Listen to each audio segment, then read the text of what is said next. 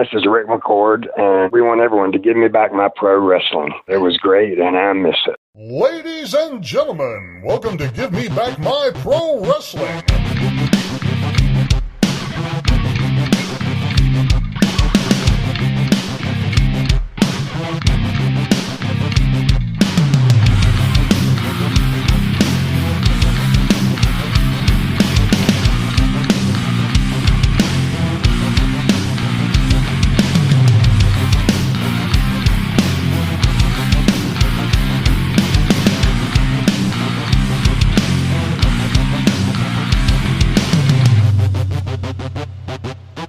For those who don't know, now you know, baby. This is Hot Rod Biggs, Jared, Jimmy Street. We're going to take them to the limit one more time, baby, right here on Give Me Back My Pro Wrestling.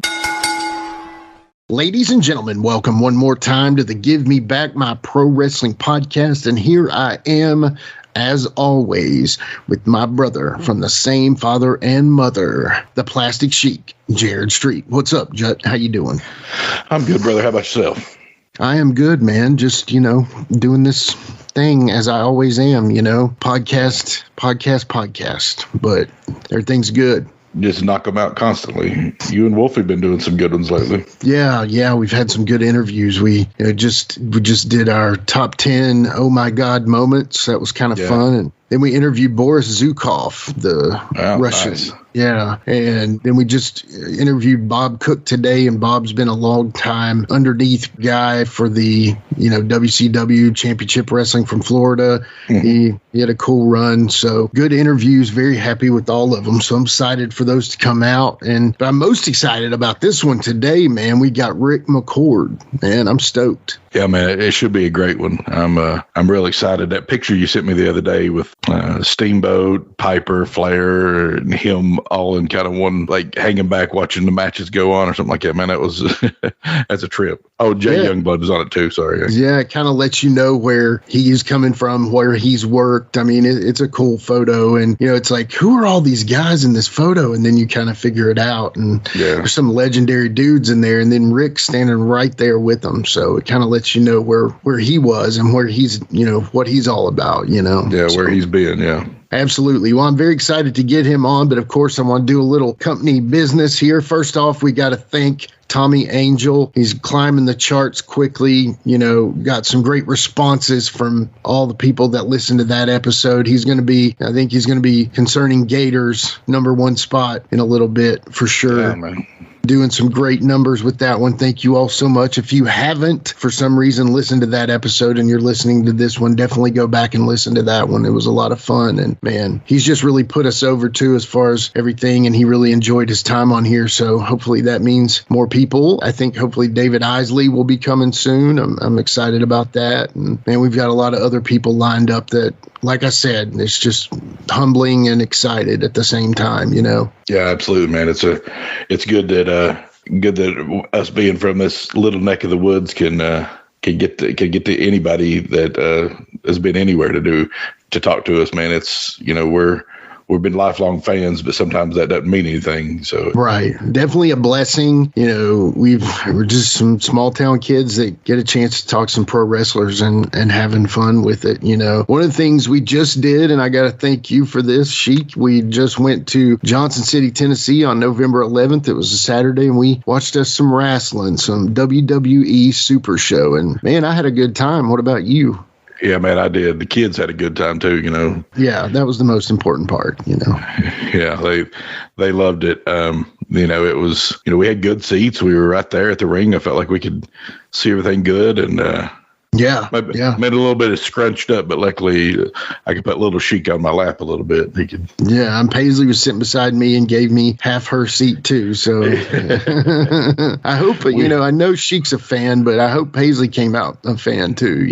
So I think it probably increased her fandom of it a little bit. I don't know. Yeah. She's all time playing with little Sheik when he wants her to play. He's like, come on, play wrestlers with me. So she gets forced into it sometimes. So yeah, so I'm sure she's doing good at that. But yeah, they seem to have had fun, and it was cool seeing it through their eyes. You know what I mean? And I don't think little Sheik. I mean, I bet his cheeks were hurting after that because he didn't stop smiling the whole time. So yeah. There was a time when Becky Lynch came out and, it was, I said, hey, Pax, let's go over there and see her. And I tried to, and he was like, no, he was so shy. Yeah. That was like our one opportunity to get any closer like that. But, we might have to get him those seats next time where he doesn't have to work for it. He'll just have to. Yeah, those Superstar Experiences people were sitting right beside us, so that kind of tells everybody what kind of seats we had. But 3 rows back and 4 seats over from the entryway, so it was very cool, man. Yeah, had a lot. I enjoyed it though. I had a good time with you and the kids, and yeah, absolutely. We'll have to try to do it again sometime. Yeah, man. Well, I'd like to. I told everybody I'd like to see some old wrestling, but unfortunately we don't have that anymore. So we have to watch what's given to us. So it was definitely a lot of fun, and I think they had a great experience. And I tell you, man, I remember some about the wrestling, but I didn't remember how intimate the Freedom Hall was. You know what I mean? So yeah. To me, it's like we really got the chance to. I don't think there's a bad seat in that house, So yeah, no, I think you could have seen it pretty good from anywhere in there. It could be maybe some side angles you couldn't see it as good from, but most of the angles I think you could see it pretty good from. So yeah, and we saw people like Cody Rhodes, The Miz, L.A. Knight, Becky Lynch, of course, Seth Rollins, Drew McIntyre. Kevin Owens, Sami Zayn, both Usos. Yeah, it was. I mean, again, I don't follow it that closely, but it was just a lot of fun just to see that. And again, I was asking Paxton, I was like, who are we yelling for in this match? And we saw the longest reigning Intercontinental Champion now. So. Yeah, and we got to see Little Nate. I popped about that. We were probably more popped about that than anything. Exactly. Yeah. Gunther's chops sounded like they hurt, though. Yeah, there was no way you couldn't hear that in the. I bet they heard that in Kingsport, Yeah. So, yeah. But anyway, that was a lot of fun. I appreciate you, bringing me there and watching that. That was a lot of fun. It was a very fun experience. Got to spend some time and watch some wrestling, Yeah, so we're glad you could make it because it was yeah. You never know. It was like kind of I had a couple weeks notice to you, but you never can tell sometimes. Spur of the moment, but hey, it was worth it. Absolutely. But yeah, man, I guess with all that being said I think we should go ahead and get our guest on the show. What do you think? Yeah, man. Let's get him on here. All right. We'll be right back with Ric McCord after these messages. As a scientist, I can tell you that Sundays are only 24 hours long. But with NFL Sunday Ticket and YouTube TV, you get every game every Sunday all in one place. That's upwards of 30 hours of NFL in one day. How can there be 30 hours in 24 hours, you ask? I have a theory. Magic. New users get NFL Sunday Ticket for 8 payments of $34.50 per month. Sign up at NFLSundayTicket.com. Local and national games on YouTube TV. NFL Sunday Ticket for out-of-market games excludes digital-only games and commercial use. Terms and embargoes apply. Availability varies. Does it ever feel like you're a marketing professional just speaking into the void? But with LinkedIn ads, you can know you're reaching the right decision makers, a network of 130 million of them, in fact. You can even target buyers by job title, industry, company, seniority, skills, and did I say job title? See how you can avoid the void and reach the right buyers with LinkedIn ads. Spend $250 on your first campaign and get a free $250 credit for the next one. Get started at linkedin.com/campaign. Terms and conditions apply. Hey, it's Paris. I love sparkly things, right? Like stars. Duh. And thanks to Hilton and AutoCamp, I just slept under them.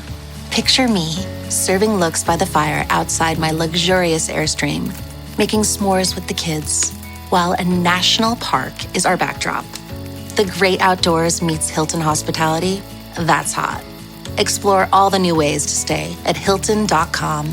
Hilton for the stay. You're tuned into Auto Intelligence, live from Auto Trader, where data, tools, and your preferences sync to make your car shopping smooth.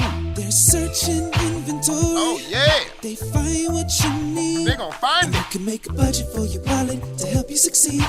Pricing's precise and true. So true. It's smarter car shopping. Ooh. Just for you. Oh, it's just for you. Ooh. Find your next ride at autotrader.com. Powered by Auto Intelligence.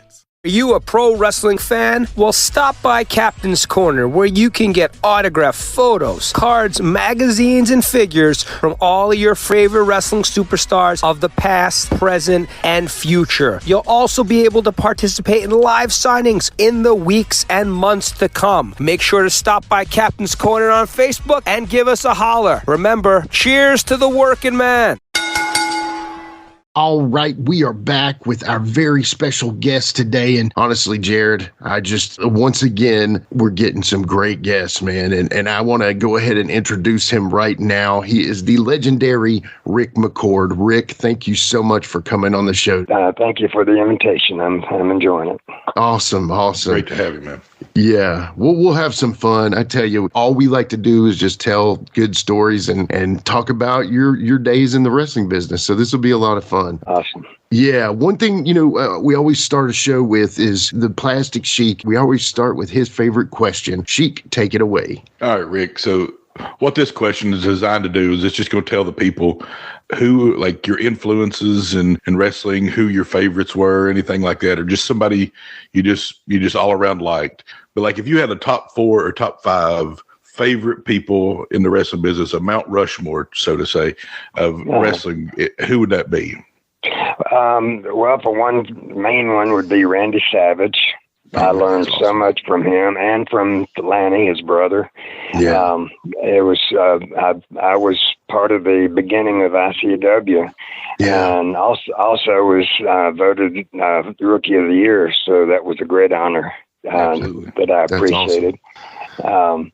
And then, of course, just there's a bunch of them. Wahoo McDaniel, I got to tag with him one time, and that was a major honor.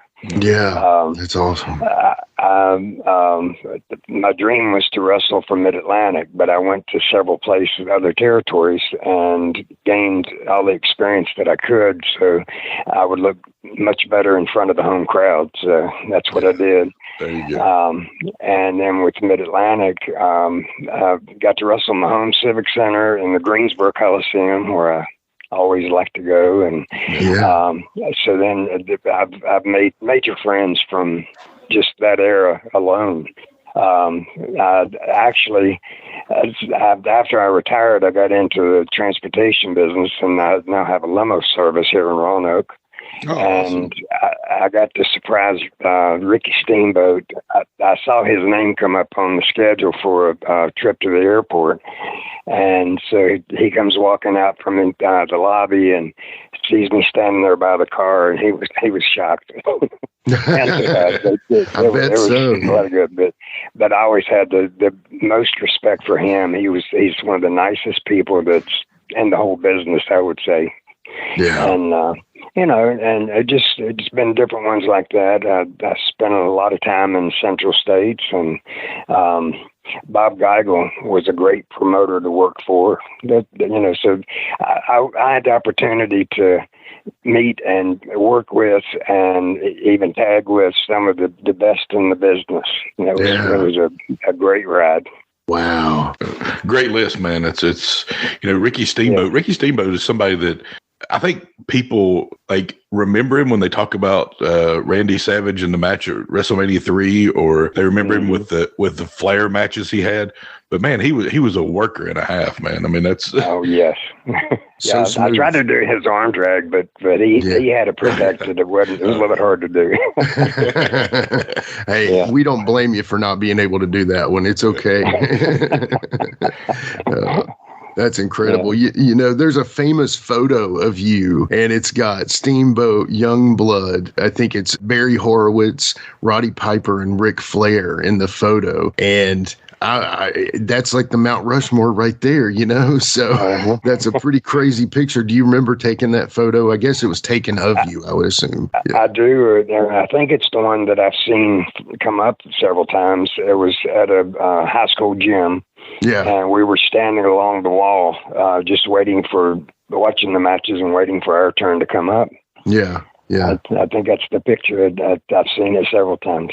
Yeah, it's a great photo. And was it Barry Horowitz or Brad Armstrong? I can never tell. I'm always Barry Horowitz. Yeah, that's what I thought. Yeah, that's it. Yeah. Anyway, incredible picture. And it's just like, and one thing, Rick, is funny is I didn't realize Piper was as tall as he was, because, you had all the guys that are pretty much the same height, and Rick sitting down. But, it was funny because Piper just looked crazily tall there. It was like, wow, but I mean, Barry Horowitz was pretty tall guy too, I thought. So anyway, he was just a little bit taller than me. Gotcha. Okay.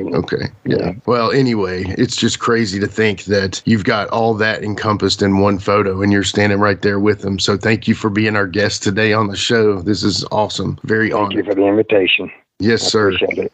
Well, Rick, we talked about other guys now, but I want to talk about Ric McCord now. So, Rick, my very first question of every show is let's talk about your younger days. Where'd you go to high school? Where were you born? What sports did you play? Okay.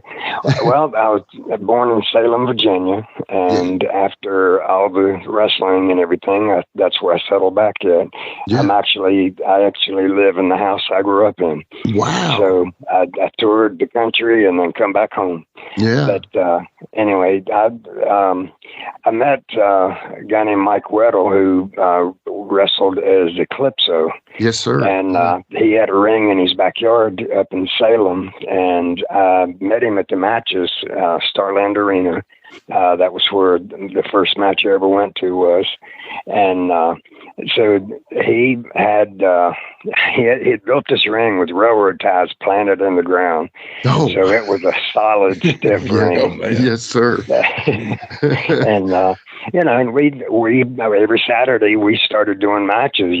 Through the week we'd watch and work on moves, and then we'd have matches, and then we started running some spot shows with somebody that had a portable ring. Yeah. And after doing that a little while, I said, I want to do this for real. Yeah. And I went to Jay Youngblood told me, because I used to talk to him at the matches long before I ever worked for Crockett, and he told me Tennessee was the best place to get your break, and so that's what I did. I went out there and I did the tryout match on TV, and they told me to come back. Yeah. So that's when it started. That was in '78. Wow. So that was, I don't want to make you sound, but that was actually the year I was born, Rick. That's wild. Yeah. so no disrespect, please. None at all. So did you train with Mike? Was Mike ahead of you in the business, or did y'all learn together, or how did that work? We go to the matches on Saturday night, and then Sunday we'd come back and we would get out in the ring and we would have our own matches. Okay. And we actually even started drawing a crowd on a Sunday.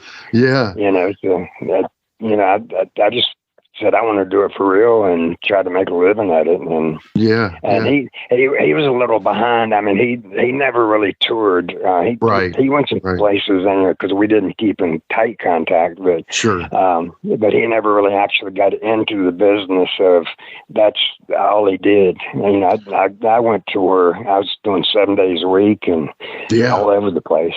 You were, and I can't wait to talk about all of it. But to go back to Clip a little bit here, Clip actually trained my mentor and trainer and the guy that got me in the business, Kenny Steele, and Kenny Pack. And Kenny just passed away a couple years back, unfortunately. Yeah. But anyway, I know that Clip and him had kind of fallen out and then got back together and fallen out. And then there, it's kind of like, I think they had a deep kinship for one another, but I feel like also, it's like a rebellious child. You know what I mean? Right. Yeah.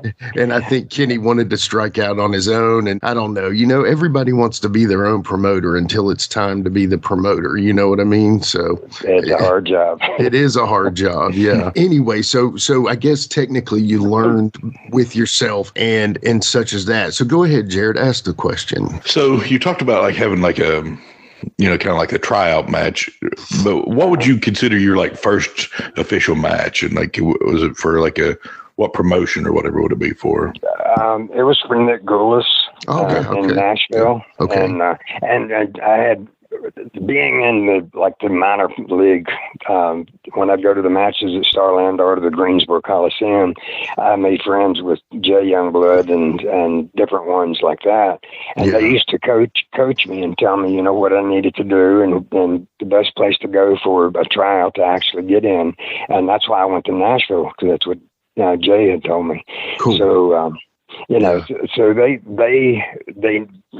didn't try to kayfabe around me. They just, they were open and great. And it was several of them, but Jay Youngblood was one of the main ones that I talked to every time I went to the matches. Yeah, that's awesome. Yeah, I bet, what a loss that guy was, right? He could have been, one of the all-time greats, and just tragic loss there. So NWA Mid-America for the Gulas family, or Nick Gulas, as I say. This is going to kind of lead us into our very first section of the name game, but a lot of our listener base is from Nashville. That's kind of our bread and butter people, Okay. So when it comes down to it, Nick Gulas is so legendary there. Talk about Nick himself. I would love to hear some stories about Nick. He was very interesting, and I always have repeated. I even told someone a few weeks ago about the conversation Nick I had. Yeah. When I was working there, they let me work in the office and run errands for them. Mm-hmm. And that was ideal for me, because I'm right in the middle of some of the best to listen to and learn from. And so one time, Nick was always had the reputation of not paying good. Some promoters had that, but anyway, he, I said something about a raise, and he said, a raise, he says, it's not what you make, it's what you save. And I said, but Nick, how can I save anything if I'm not making any money? And everybody in the room just cracked up. That's incredible. It's so true, though. It's like, how can you save $1 if you're only making $1? So it's like, wow. But my education was the value in being there. Exactly. Sure. Yeah, exactly. Being in the office, I got to see a lot of the behind the scenes, getting guys in there and, promoting different things. So, it was a plus. Yeah, that's awesome. Promotional consideration paid for by the following.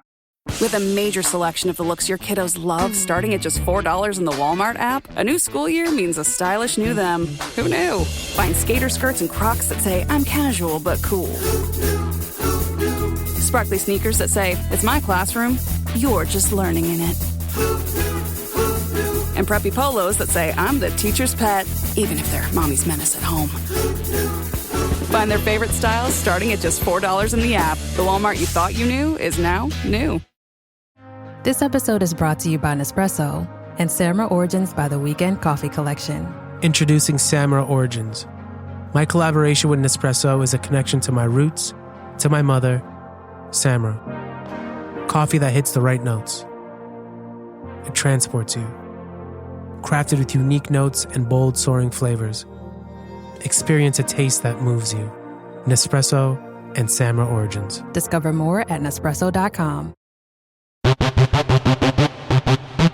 Ladies and gentlemen, welcome to Give Me Back My Pro Wrestling, the podcast that's based on the old school but can still help you find the good stuff from today.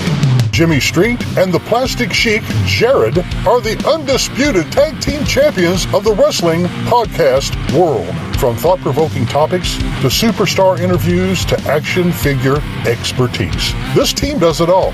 And all they ask is, give me back my pro wrestling!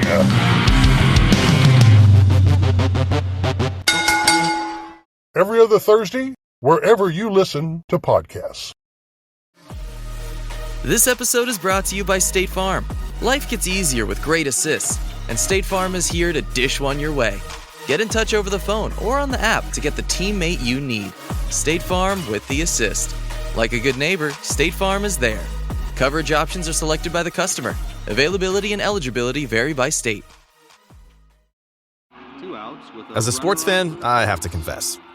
Sometimes the game gets kind of boring. That's when I unfold my Samsung Galaxy Z Fold 7 and use multi-window viewing on its large screen. Boring game? I'm checking out my fantasy baseball league at the same time. Score still 1-0? I'm replying to emails in the other window, scoring points with the boss. Semifinals finally getting exciting? I'm buying tickets to the finals and booking my flights. Can your phone do that? The new Galaxy Z Fold 7. Get yours at Samsung.com. All right. Well, like I said, we normally do the name game during the ending part of our show, but with you, we feel like it would be better if we kind of do it as we go. So what we're going to do right now is we're going to start the very first portion of the show with the name game. So, Ric McCord, would you like to play the name game? Sure. All right. DJ, hit the music. Now it's time to play the name game. Now it's time to play the name game. Now it's time to play the name game. All right, we are back with Ric McCord and the name game. And Ric, the very first name, we've already talked about Nick. We got to talk about George. Oh, I saw George a couple of weeks ago in Columbia, Tennessee. I went to a reunion there.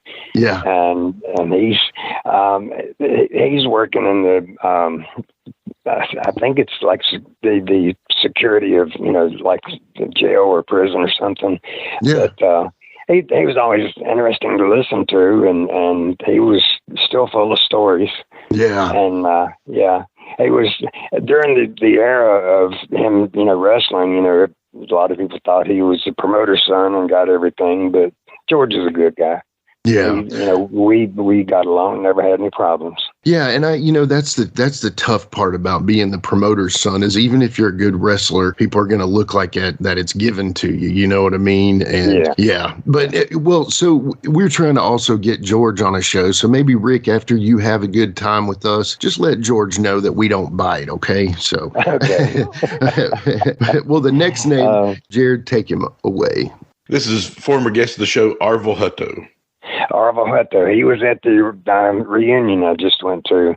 We love him. He's even the one I keep in touch with, when I confirmed that I would be there. Yeah. He's a great guy. He's, I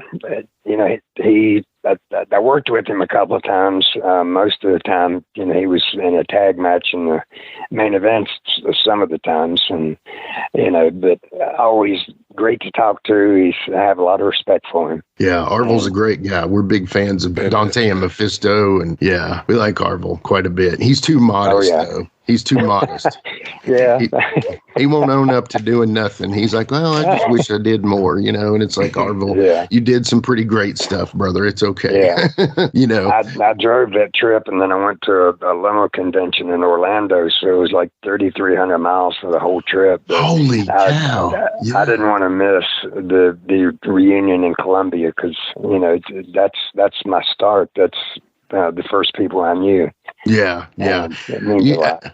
And God forbid, you never know with as we grow older. And again, I know you're a spring chicken, Ric, but some of the guys, you never know if you're going to see them next time. So it's you want to make it when you can, So, speaking of somebody that I wish I could see tomorrow, this one would be beautiful Bobby Eaton.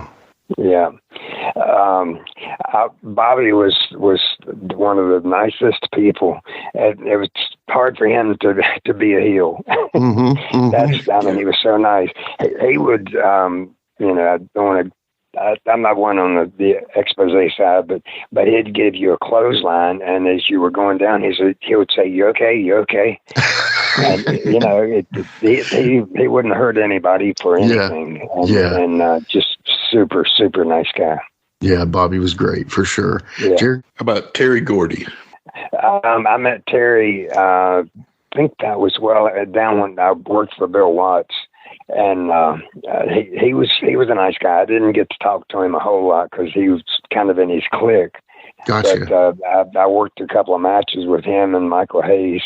Gotcha. Okay. So that was cool. Yeah. So I was doing my research on you, and I was looking up your match history, and it actually showed this big match that you worked in for the Gulases, and it was all these great names in it, and Terry popped up. So maybe we skipped ahead too much there, but I'm not sure if he was actually in that match or not. So I apologize if we got him too quickly there. But the next one is the Nightmare Danny Davis. I was there when Danny was. He was already main event, and it was him and Ken Wayne. And Tennessee people are just automatically welcoming, and that everyone that I've met was like that. All the boys, it was great, and everybody wanted to help you and coach you a little bit if you needed it. So it was a great way that I started in the business, and I wasn't under the pressure of a gigantic promotion that my inexperience would have come out. But I'm glad I got to start in Tennessee, and it was the best place. Yeah, that's awesome. That's very cool. Very cool. Great guys. You mentioned him before but Randy Savage. Yeah. Ooh, yeah. Yeah.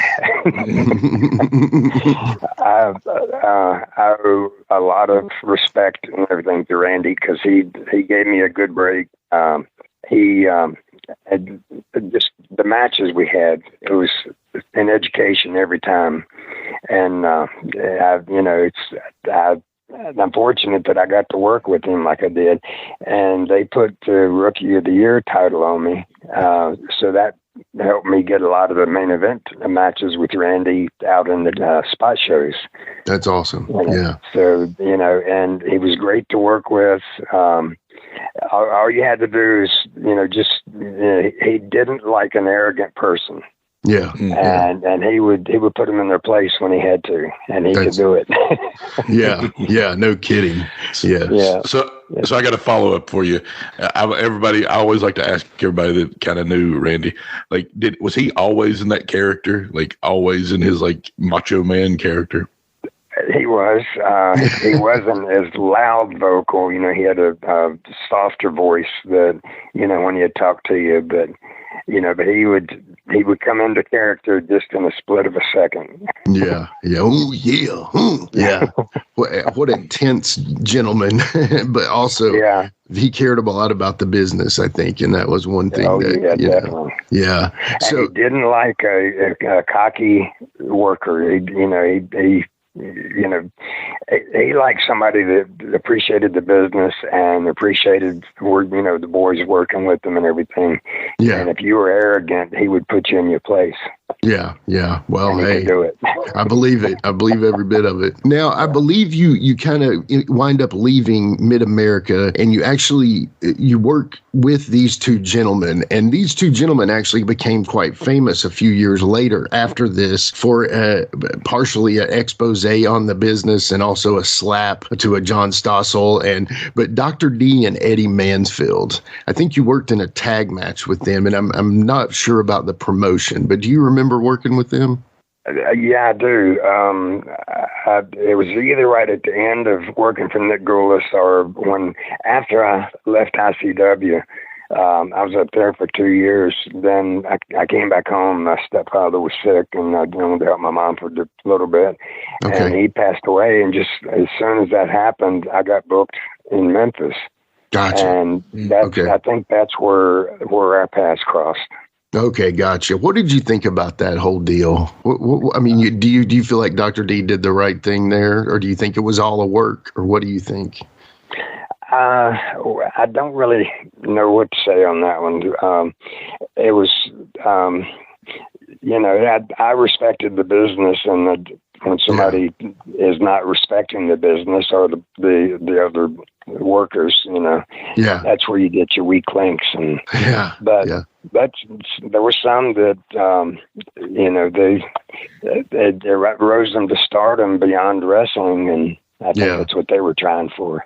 Well, hey, Dr. D, I don't think he pulled that punch or that slap. Let's just say that. So he looked like he connected a couple times. And then I know Eddie, we've had several guests on the show that have really put over Eddie Mansfield. So again, I'm not trying to make you say anything you don't want to say. I'm just saying that some people seem to have liked Eddie and some people didn't like him because he did that, so. Yeah. Well, I liked him. We had a good rapport back in the dressing room, and worked with him a couple of times. So, I got along with everybody. That's what I've heard. Yeah. Yeah. I didn't dwell on any imperfections, because gotcha. I wasn't perfect. Understand. Hey, that's a very realistic way to look at it. So, and I know that one thing, and I'll always say this, was Dr. D was the original Stone Cold too. So that's my opinion. Oh, okay. Yeah. He seemed like he had the Stone Cold Steve Austin character before Steve Austin did. But but anyway, let's talk more about Ric McCord. How about that? So, okay. When you go to ICW, now ICW for the Poffos, to me, that's one of my favorite, after, learning more about the business, that's one of my favorite promotions to watch. And one of the two reasons, obviously for Randy Savage and the Poffos, but there are two other guys that I really enjoyed in ICW, and we'll talk about them in just a second. But leaving NWA Mid-America and going to ICW for the Poffos, was Randy your connection on that, or Lanny? I'm trying to remember. It wasn't, they were working for Nick Gulas, right, while I was there. And when they decided to start it, they asked me if I wanted to come along with them. Okay. And, new in the business, I was a little bit scared too, if you became somebody that would jump ship, it would be a reputation to have. And sure. But, none of that happened that way. It was time for me to go and grow some more. See some new towns and yeah. And so they gave me the opportunity, and I moved to Lexington, Kentucky, where they were based. Gotcha. Yeah. Did you live in all those apartments with all them? Is that where you were staying? No, I actually knew someone up there, and she moved to Florida, and she let me stay in her house. Oh, that's awesome. Yeah, very cool. Yeah. Right off New Circle Road. Well, so my brother and I, we're from a small town in southwestern Virginia, Lebanon, Virginia. And it turns out ICW ran in Lebanon, Virginia quite a bit because of this guy right here, Hoot Gibson. Do you have any good Hoot stories? Not that I can remember, just super nice guy, and he was a hoot. I love that. We're actually trying to get him on the show. I know he's not doing well. We've talked to Ronnie Garvin before, and he's actually was telling us that he had Parkinson's and was not doing well. So hope Hoot's doing okay. And, even if we don't get him on the show, hope he lives as long and as healthy as he can. That's what we like. So, and he was our claim to fame in Lebanon. You know what I mean? Everybody knew Hoot, and everybody knew he was a wrestler, and he protected the business just as well as anybody could. So he was, I think I remember him back when I was doing the beginning with Eclipso, when we started running a couple of Very shows. Cool. Okay, gotcha. I remember way back. Yeah, that's awesome. That's very cool. How about Doug Vines? Doug Vines, great worker. He was my opponent for Rookie of the Year, ICW Rookie of the Year. And when it got down to the voting, then I beat him for it, and that set it up for us. We had a running feud the whole year. Yeah. Oh, nice. And great worker. Great. Yeah. I mean, he could get some heat, and he made me look good too. Yeah. So, yeah. I'm trying to get Doug on a show. I know we're having a little bit of trouble tracking him down, but if anybody out there listening has contact info for Doug Vines, let me know. We'd love to have him on the podcast too. So I haven't heard where he might be. Yeah, I think he's up in Somerset, but we can't get a phone number on him, but we'll figure it out. The next two on the list, I'm going to put them together since they're father and son. We've talked about Randy. Now we're going to talk about Lanny and Angelo. Mm-hmm. Most of my beginning matches in ICW was with Angelo. Okay. And it was kind of a routine match, so you knew what was kind of what to expect out of it, and it was an education every time. And I enjoyed it. I enjoyed working with him, and Lanny. We tag teamed quite a bit in ICW. Gotcha. And okay. He always had the best stories to tell. He was an entertainer in the dressing room too. Yeah. Talk about somebody that was an athlete too. He was like a gymnast or something, man. He was just so smooth, but it was almost like an unreal kind of smooth. It was just crazy how he was very limber, so he could do flips and everything, and come out just shocking you how he is on his feet after a fall like that. Yeah, it was crazy. Yeah. How about the Hands of Stone, Ronnie Garvin? Ronnie's a great guy. We traveled a lot together, and we've actually connected after all of us had retired. Every once in a while we'd connect. Yeah. But I haven't seen him for several years, and I was even thinking about trying to get in touch with him. But I think he was one of the best money draws in the wrestling business. Yeah. Yeah, he was great. And great to talk to. Road trips were fun. He was a lot of fun. That's cool. All right, the next one on the list is my buddy and one of the shooters, one of the true shooters, and especially from that promotion ICW, he was definitely he can handle himself in the ring and out. Is Mr. George Weingroff. I knew you was going to say that. Oh, George, we traveled a lot together. You know, the times you got to spend on the road, you got to really know him. And he's just a great guy. And he would watch the matches through his little monocle that he had. Mm-hmm. And he would coach you. He would tell you, you know, what looked good and what looked bad and all that. Yeah. But just a natural of the business. Oh, yeah. Let me play you something really quick. So we had George on the podcast. Wolfie D and I from PG-13, we have a podcast called Live and in Color. All the listeners already know this, but I'm going to play you this recording. After we had George Weingroff on the show, this is what he called me and said here. Hi, Jimmy. George Weingroff. I see Wolfie had left me a message about doing a show on Tuesday, and that'd be fine with me. I was wondering if I talked to Ronnie Garvin, and he'd be willing to come on there with me. So I want to know if that would work for you. You guys would like that. All right. Let me know. So that's George Weingroff, and he offered up Ronnie Garvin. So he asked, would it be okay for him to have Ronnie Garvin on with us? And I couldn't answer him yes quick enough, you know? So, right. Yeah, George was great, and George is a friend. And I tell you what, man, he was one of those guys that I couldn't believe that he went and wrestled Pancrase, the more shoot style wrestling in Japan at 41 too, you know? So. Mm-hmm. Pretty crazy stuff, if in my book, you know. So yeah, I learned a lot from him. He would watch all the matches, and he'd critique you, and always, in a good way, and yeah, great guy. Yeah, great guy. Well, okay, so you kind of end up wrapping up with the Paphos, and you go to this promotion with what would be your home essentially for the next year. You end up in CWA in Memphis. So I guess we kind of know how you got from the Gulases to the Paphos. How did you make it from the Paphos to Memphis?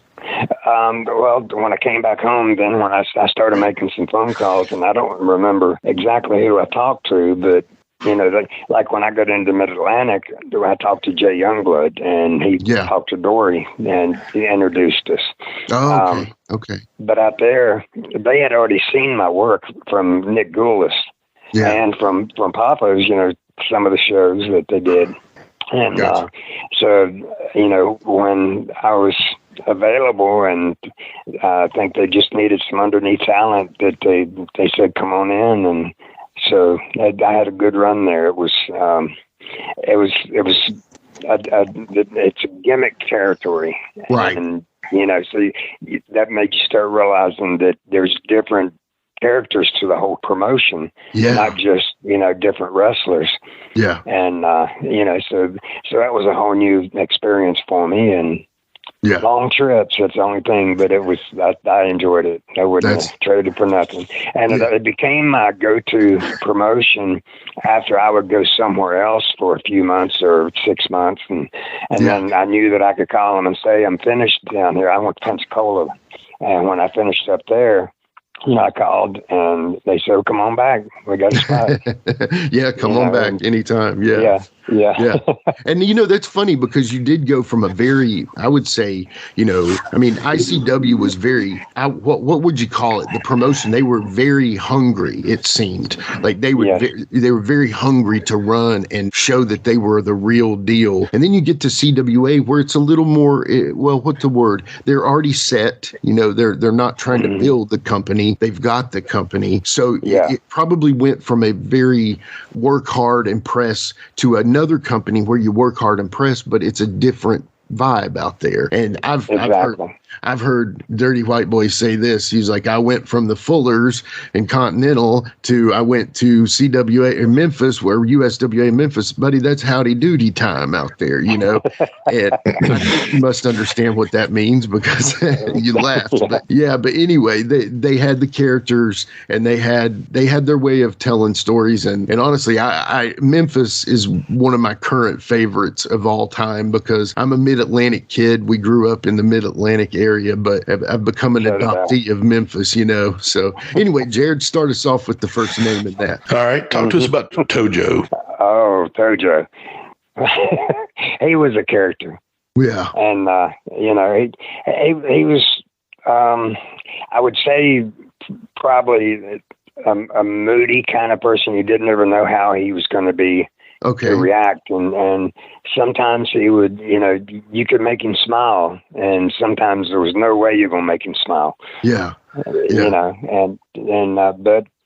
just try to work a good match with him, and then he's okay with you. Yeah, that's awesome. Yeah, we've heard some great stories about Tojo before. That's awesome. So the next one on our list is the original Midnight Express with Dennis Condrey, Norvell Austin, and Randy Rose. Talk about them. They were great to work with. It was Bobby Eaton more with the Midnight Express when I was more involved with them. Right, exactly. I did get to work with them. And a matter of fact, I think Louisiana for Watts, they were down there at the same time I was. Yeah. So I had opportunities for different promoters to work with the same people, and different promoters have different expectations. Yeah, of course. So it's a different match, even though it's the same guy. It's a different match. I love that. Yeah, that to me is the absolute art of the business. To me, is just how cool you can see one. You see the right. Let's just give you an example of the Rock and Roll Express and Midnight Express in Mid-South, or if you see them in Crockett, or if you see them anywhere else. It's just, to me, it's just so. I love that, and that's what I consider, like I said, the art of the business. Oh yeah. Yeah. All right. This guy's got a reputation for hard hitting. Gypsy Joe. Oh, you're right.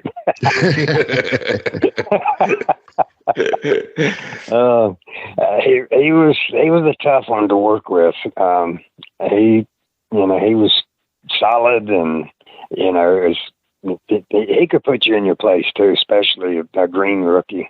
Yeah. But overall, it was, I survived the matches, so I felt like I did pretty good. Yeah, exactly. That's always a plus, right? Yeah. Yeah.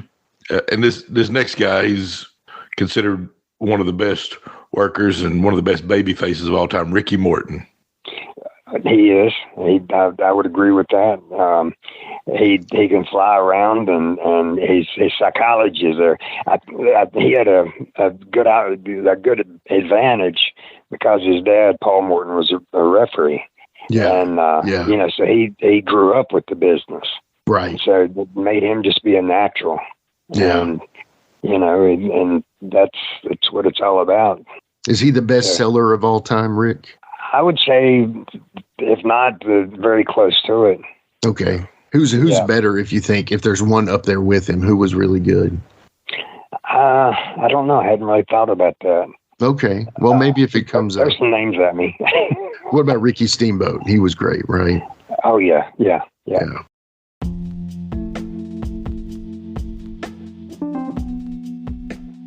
And now a word from our sponsor.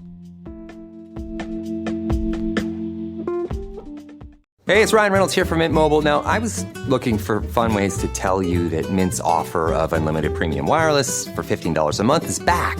So I thought it would be fun if we made $15 bills. But it turns out that's very illegal. So there goes my big idea for the commercial. Give it a try at mintmobile.com/switch. Upfront payment of $45 for 3-month plan, equivalent to $15 per month required. New customer offer for first 3 months only. Speed slow after 35 gigabytes if network's busy. Taxes and fees extra. See mintmobile.com.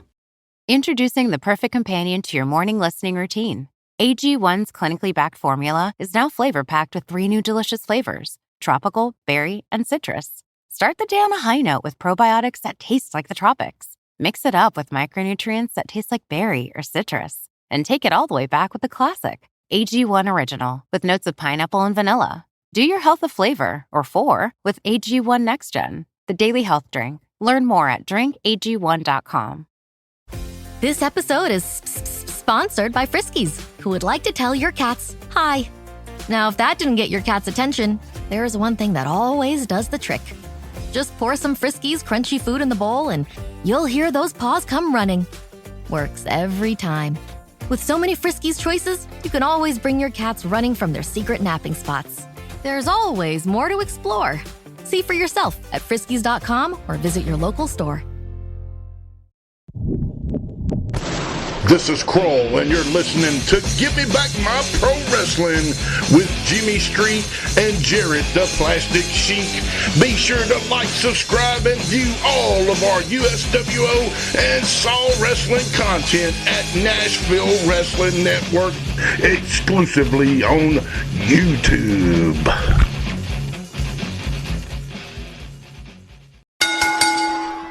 So the next one, and I'm going to say these two names together because I may be hoping it will evoke a story. And this one is Coco Beware and Steve Kern. Were you there the night that they got into it? I don't remember that. Okay. I knew both of them well, but I don't remember that. Gotcha. Well, there's a story that Coco kind of gave him the business a little bit and worked him over pretty good. But I love Steve Kern. I think Steve's one of my favorite people. I got to meet him and do an interview with him. And we've done an interview with Coco Beware as well. And both are great guys. But I have heard that Coco was not one you wanted to mess with. Let's just say that. So. Well, I never had any problems with him. I saw him at a convention not long ago. Yeah. And, so he was always a great guy to me. Gotcha. Yeah, that's awesome. Yeah, and Steve Kern, he was one I looked up to, especially when I got a chance to work in Tampa. Yeah. And he was there. So, I'm still a fan, no matter, even through all that, I was still a fan of different ones. That's awesome. Yeah, that's very cool. Yeah. Well, the next name on the list, I'm going to go ahead and say it since, we brought up one of the fabulous ones. Let's bring up the other one, Stan Lane. Stan was a super nice guy, and I enjoyed talking to him in the dressing room. I never worked with him, but, we traveled together. A lot of the road trips, that's where you really get to your connection of knowing each other. Yeah. And, but great guy. Great guy. Very cool. All right. How about Eric Embry? Eric, same with him. He's a good old Tennessee boy, and always, he when you hadn't seen him in years, he walks up, he grabs you, hugs you, and it's like you've never been apart. Just a good guy. Yeah, you good worker. Yeah, open the book at a new page, right? It's no time has passed, right? So the next one, I'm gonna do a little impersonation. My name was Kamala. Tell me about working with Kamala. I had his debut match in Memphis. Yes. At the Mid-South Coliseum. Yes. And it was light as a feather. He looked like he was knocking the what out of you, and right. And but he was a great guy. Yeah. And it was an honor to have his debut match. Yeah, because they did that incredible lead in, and I mean, it was just awesome how they did stuff with him. Yeah, and what a original character too. Just yeah. Funny guy, I've heard too, and he could actually sing really well too, just like Coco. So I didn't hear him sing, but he was a comic. Well, if you ever go on YouTube, just look up him singing. You'll hear it if you ever need to. Well, so 1982, you kind of end up wrapping up the first time with Memphis, and you actually work one show for Mid-South, and then that leads you directly back home, basically, for you to the Mid-Atlantic for the Crockett's. Yeah. So to me, you go down to Mid-South. Was that literally just a one-time thing, no promises for anything more, and then you got Mid-Atlantic? Do you remember how that happened? Well, when I went to Mid-South, one of the times I went there twice. I'm trying to remember exactly. But I went in and I was there for 3 months, and I was loving it, loving the territory. The money that I was making was great. And I asked Bill Watts, I said, I know you change your underneath talent every 3 months, but is there any way that I could get a 3-month extension? He says, nah. He says, you can come back sometime. He said, but I stick to that. That's the stick. And, but he was great to work for. And I had a great time there. I got to wrestle in the Superdome, and that's a major honor. Yeah, absolutely. Well, we'll get back to him. I want to talk about the Mid-Atlantic now. So, all right. So obviously you've worked, you're becoming a veteran now. The green has changed color. You're actually starting to understand the business a little more now, and you're working for your home territory. And I would assume that's probably your favorite promotion, since it was growing up. Would that be true? Well, it would be, the top two would be Mid-Atlantic and Central States. Okay, yeah. Well, we'll get to Central States in a minute, but let's talk Mid-Atlantic. I can't wait to hear about Mid-Atlantic. So. Okay. When I went to Watts, before I came back home, my stepfather was sick with cancer, so I come back home to help out a little bit.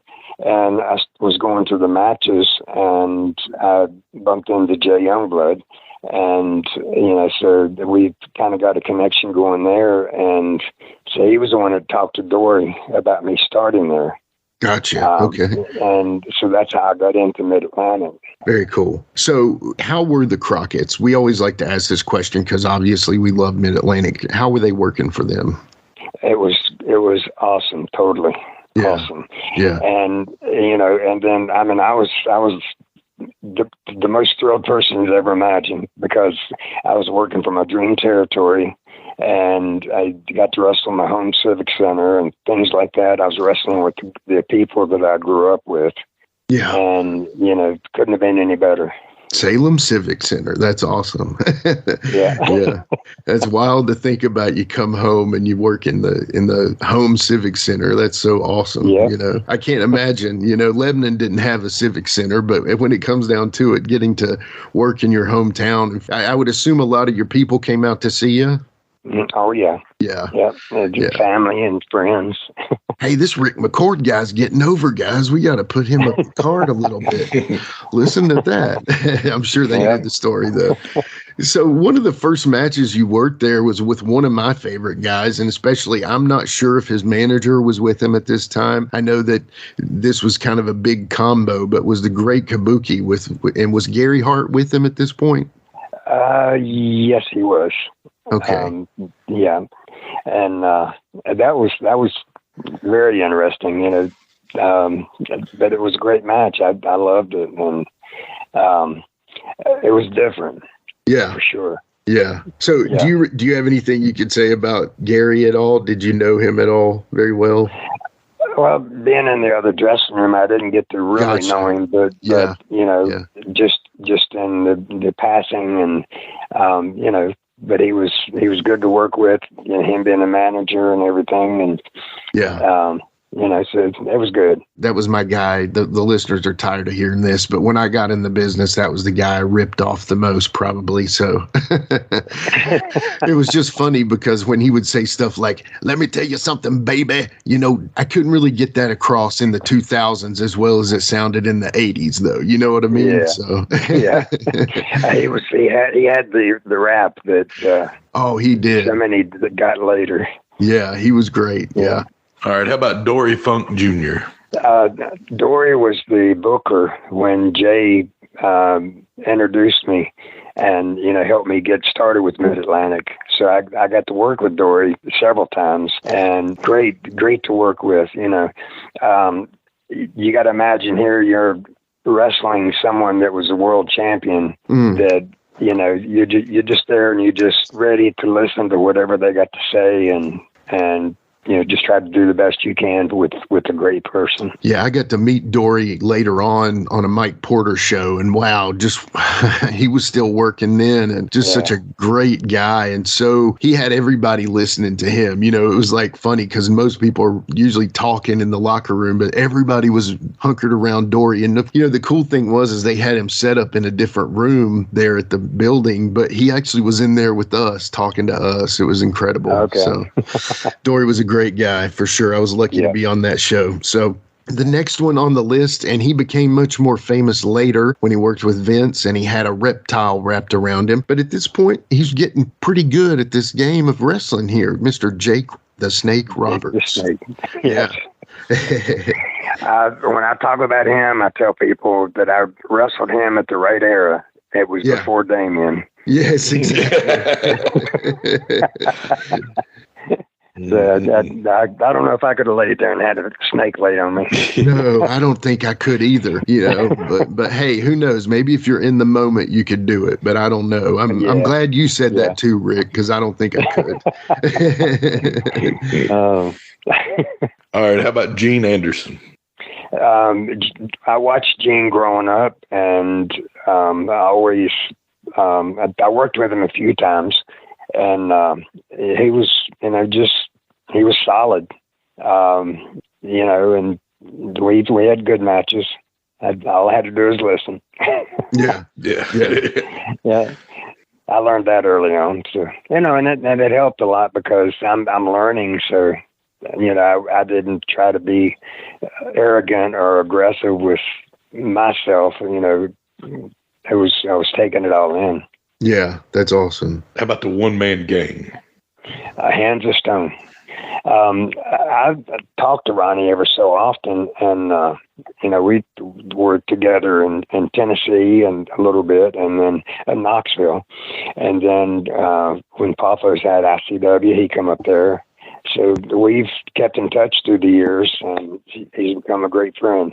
Yeah. Now, this is cool because, there wasn't Crusher Broomfield took over the one-man gang name. But at this point, the one-man gang was Ronnie Garvin. And that's why I wanted him to come up, because so many people think of Crusher Broomfield as the one-man gang. You know what I mean? Yeah. So that was cool. I'm glad you... I wrestled Crusher on his debut match in ICW, too. Yeah, that's awesome. That's awesome. Yeah. So he was a good guy. How was he as a big guy, like wrestling? Yeah. You just have to develop, you stay away from him, play cat and mouse. That's kind of where the matches are. And then once he got you, he's going to eat you alive. So. Yeah. All right. How about the next one here, Greg Valentine? I worked with him a few times in Mid-Atlantic with Crockett. And when I'd pass him in the dressing room or whatever, he's always a nice guy. And but he was solid. And very solid, but in a good way too. Yeah, I mean, he had it in his blood, I guess, from his dad and everything. So yeah. How about Johnny Weaver? Johnny Weaver, before we got into the actual business, he would talk to me in the Calypso and give us some pointers and everything. And he was getting away from Mid-Atlantic and becoming retired and everything. I think he did a few shows for Calypso, but I had already started my pursuit where I was headed. Yeah. But Johnny's a great guy. The Weaver Lock. Yeah. I didn't know it was the sleeper hold. I always thought it was called the Weaver lock. Yeah. I forgot about that. What about one of the greatest brother tag teams of all time? And I don't mean the Andersons. I'm talking about the Briscoes. I got to work with them on TV, and I saw Jerry and Waterloo back in the summer. Yeah, I go out there every year for the convention. Yeah, and Jerry had an issue. They had to take him to the hospital, but he was okay the next day and come back to the convention. Got to wrestle with Jack and Jerry in a match on TV one time, and it was a great honor. That's awesome. For Crockett. Yeah, I've heard that Jack Briscoe had that tensile strength in his hand where he could really put a hurting on you. He was really strong and very unsuspectingly strong. Yeah. Yeah. I never had to feel that, but you could just tell. And well, that's good. Definitely a shooter. Yeah, definitely a shooter. Yeah, I think I've heard people say that, if he needed you somewhere and you weren't there, he could move you there and make it look natural. Let's just say that. Right. But apparently you're at this point now, you're not needing that, thankfully. Yeah. That's good. Yeah. Well, the next is another great tag team, and you brought them up, and we can just go quickly with this one if you want, but we can talk as much as you like. But I personally think if this tag team could have stayed together, had it not been for other circumstances, they would be probably considered one of the greatest tag teams of all time, and that's Ricky Steamboat and Jay Youngblood. Yeah, I would agree with that. And see, Jay was the one that I had become friends with, down by the dressing room door. Even though I'd been in the business elsewhere, I didn't go backstage. Yeah. And so Jay was instrumental in getting me connected to Dory. And Dory was booking then. So that's how I got into Mid-Atlantic. And they were just an awesome team. I mean, I wish I could have moved as high and as fast as Ricky did. Yeah. Had one of the best arm drags of anybody.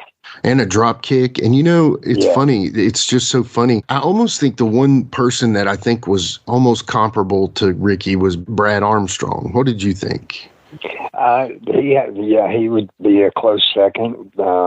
Brad was lightweight, so he had that ability, and he still looked good. He didn't look like non-muscled or whatever, and that makes a difference.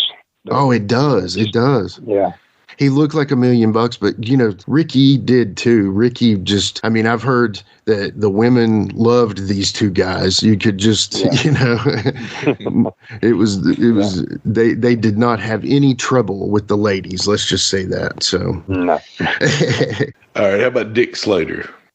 I worked with Dick a couple of times. He was always kind of quiet in the dressing room. He was in his clique most of the time. Gotcha. So we didn't get to talk a whole lot. I worked with him a couple of times.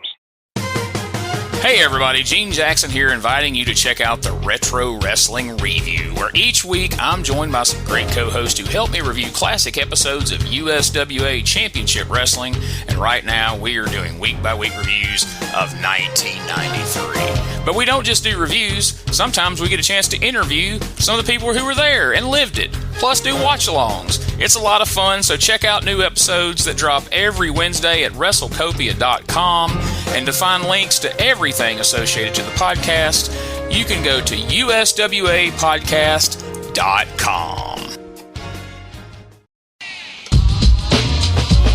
That's right, it's the Talk of Middle Tennessee, the channel you love to hate and the channel you hate to love. It's Brian Turner from Brian Turner's VHS Rehab. And if you're looking for matches from Wolfie D to Jerry Lawler to Dusty Rhodes and the team that put a pimp before your eyes and a goatee between your thighs, Booty Call and Athena, go to lostwrestling.com. See, I made it easy for you. Brian Turner's VHS Rehab. Booyah.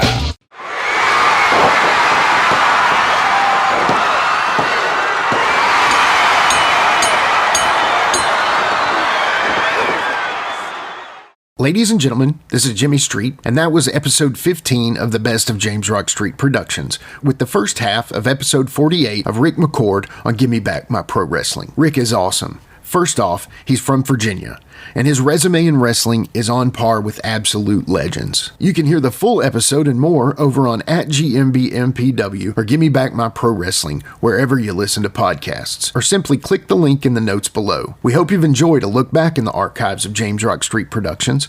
Check us out next week to see what else we have in store. Until then, follow @GMBMPW and @JamesRockStreet everywhere.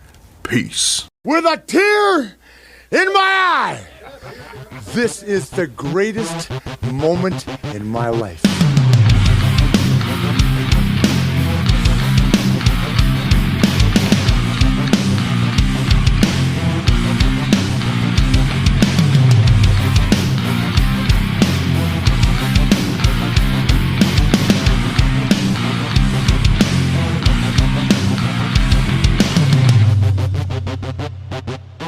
We'll see you later.